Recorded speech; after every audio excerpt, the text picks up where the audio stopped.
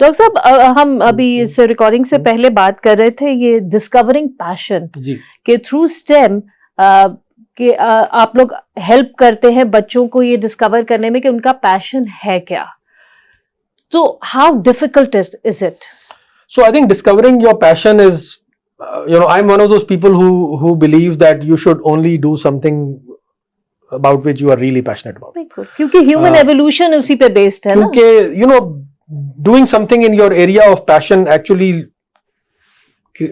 provides you with so much energy and intelligence के आप as compared to an area which you are not passionate about, you will perform 2x, 3x, 5x more, right?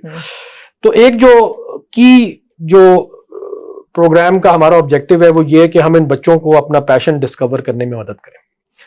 मैंने कोई आज से पिछले 10 साल में कोई 2-2.5 हज़ार बच्चों को पर्सनली इंटरव्यू किया होगा और मैं उनसे ज़रूर ये सवाल पूछता हूँ कि तुम क्या बनना चाहते हो, and most of the students tell me an answer which is not very well thought out.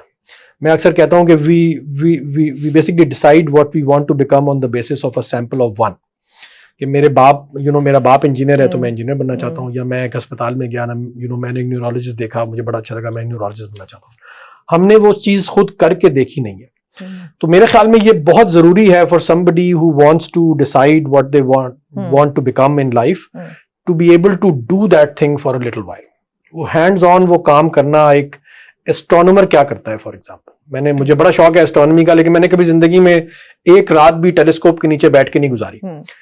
और अगर मैं एस्ट्रोनॉमर बन गया तो मुझे 10 साल टेलीस्कोप के नीचे बैठना पड़ेगा. तो अगर मैंने एक रात भी नहीं बैठ के गुजारी और मुझे नहीं पता कि मेरे में वो पेशेंस है जो कि एस्ट्रोनॉमी डिमांड करती है, तो मैं कैसे एस्ट्रोनॉमर बनूंगा, राइट?